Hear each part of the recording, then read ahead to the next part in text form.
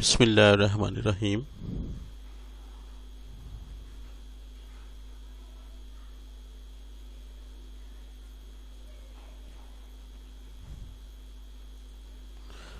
एक अच्छी बात, माफ़ कर देने से इंसान की अपनी रूह पाक हो जाती है।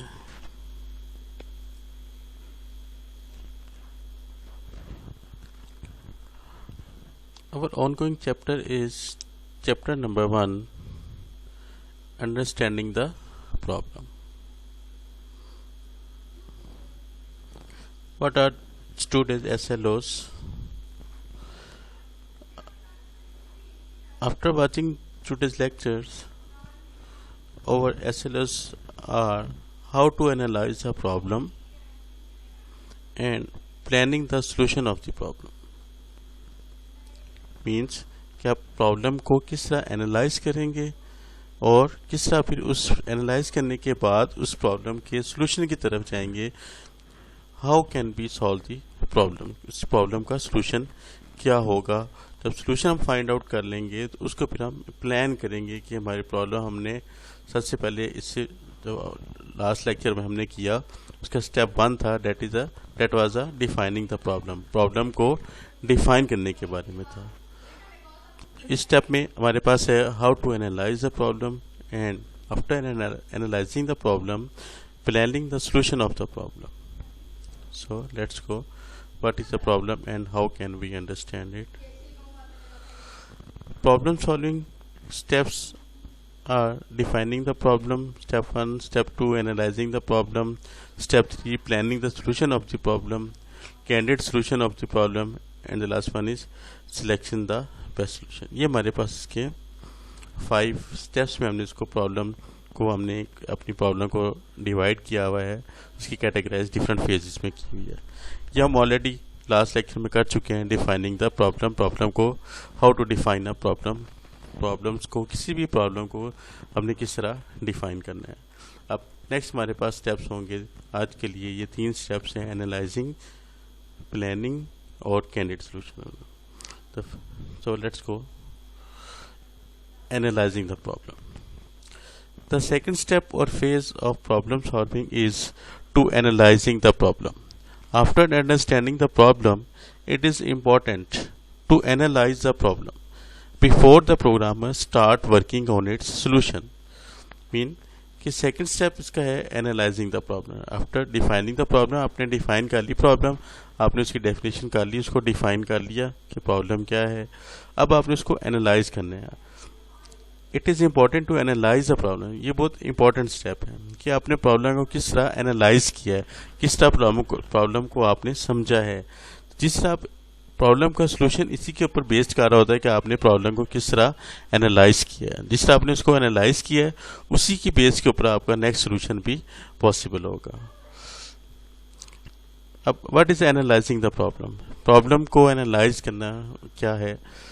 The second phase of problem solving is to analyse the problem critically. It is use to get more detail information about the defined problem.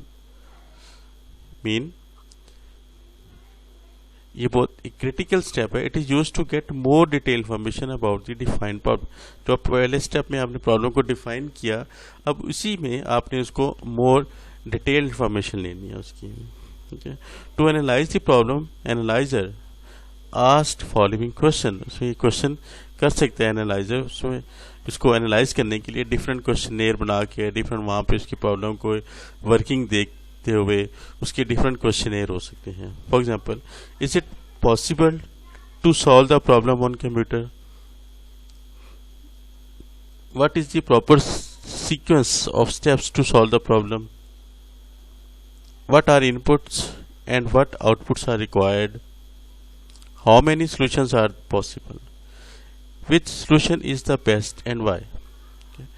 तो ये इसमें क्वेश्चनेयर एनालाइज, प्रॉब्लम एनालाइजर ये क्वेश्चन कर सकता है। फॉर एग्जांपल, ये possible है कि कंप्यूटर के ऊपर इसका सॉल्यूशन होना? अगर तो कंप्यूटर के ऊपर पॉसिबल है इसका सॉल्यूशन करना, देन आप उसको फॉलो करेंगे, अदरवाइज आप इसको प्रॉब्लम को छोड़ देंगे। अब what is the proper sequence of steps? अब उस प्रॉब्लम को सॉल्व करने के जो सीक्वेंस स्टेप्स हैं उनका सीक्वेंस क्या होगा? ये बहुत इंपॉर्टेंट बात है कि उसके सीक्वेंस को जानना, कि उन सारे स्टेप्स को आप किसी एक सीक्वेंस में रखेंगे तो आप प्रॉब्लम के सोल्यूशन की तरफ जाएंगे, ना कि आप पहले वाले स्टेप्स को लास्ट में ले जाएं और लास्ट वाले स्टेप्स को दरमियान में ले आएं। अब उस प्रॉब्लम को सॉल्व करने के लिए इनपुट्स कौन कौन सी रिक्वायर्ड होंगी आपके पास, और आप उससे क्या क्या आउटपुट्स रिक्वायर्ड कर रहे हैं। हम उसके लिए उस प्रॉब्लम को सॉल्व करने के लिए कुछ वैल्यूज देंगे, कुछ इनपुट्स देंगे, कुछ हमारे पास डाटा होगा, वो एज ए इनपुट यूज होगा, और उसको एनालाइज, उसको प्रोसेस करने के बाद, उसको सॉल्व करने के बाद प्रॉब्लम को आपके पास कौन कौन सी आउटपुट्स आपको रिक्वायर्ड है, how many solution are possible, इसके कितने सोल्यूशन है पॉसिबल, और कौन सा बेस्ट होगा और वो क्यों बेस्ट होगा। तो ये सारे हम इसमें एनालाइजिंग द प्रॉब्लम स्टेप में ये सारे स्टेप्स को फॉलो अप करते हुए करेंगे। एग्जाम्पल करते हैं। For example, to analyse the problem that is given in the first phase. First phase में हमने एक प्रॉब्लम दी थी to find the average marks of the students, तो उसी की हमने डिफाइन किया था प्रॉब्लम को। तो वही एग्जाम्पल लेके आगे चलते हैं। To analyse the problem that is given to in first phase average marks of student, the following information is required. कहते हैं कि average marks of the student find out करने हैं, तो उसके लिए आपके पास कौन कौन सी इंफॉर्मेशन रिक्वायर्ड होगी। For example, what are the total marks of the students in each subject, how many subjects are there, what is the formula to find the average marks. अब इसे देखिए, what are the total marks of each. आपके पास हर step के total marks पता होने चाहिए कि हर स्टेप में इसमें कितने मार्क्स ऑब्टेन किए और कितने सब्जेक्ट्स हैं। फॉर एग्जाम्पल, यहाँ पे हमने देखे 3 सब्जेक्ट्स हैं, first subject, second subject, third subject. अब कितने सब्जेक्ट हो गए, 3। और अब उसके लिए आपको फार्मूला बताना चाहिए कि इन तीनों को ऐड होगा और वो 3 से डिवाइड होगा, तो ये हमारे पास इसके एवरेज मार्क्स। तो ये इसी तरह की प्रॉब्लम को एनालाइज करने के बाद आप उसके पास जितने भी सारे आपके पास इनपुट्स एंड आउटपुट्स होंगी वो सारी आपने इसकी डिक्लेयर करनी होगी। क्लियर। अब एनालाइजिंग द प्रॉब्लम होगा। Third step, planning the solution of the problem. अब दोनों स्टेप्स करने के बाद defining the problem and analysing the problem, हमारे पास नेक्स्ट थर्ड स्टेप आ गया, that is planning the solution of the problem. The third step or phase of problem solving is to planning the solution of the problem. The solution of the problem is planned after. Solution of the problem किसके बाद plan किया जाएगा, defining the problem and analyzing the problem. Define और analyse करने के बाद फिर हम प्लान करेंगे। Problem defined already clear, analyse हो चुका है, उसका एनालिसिस हो चुका है, ठीक है। अब आप नेक्स्ट स्टेप की तरफ जाएंगे, that is a planning. The problem is accessed to find out the ways to solve a particular problem. This phase specifies the action required to solve the problem. It also specifies the resources required for the solution. For example, to solve the problem given in first phase, the following planning is required.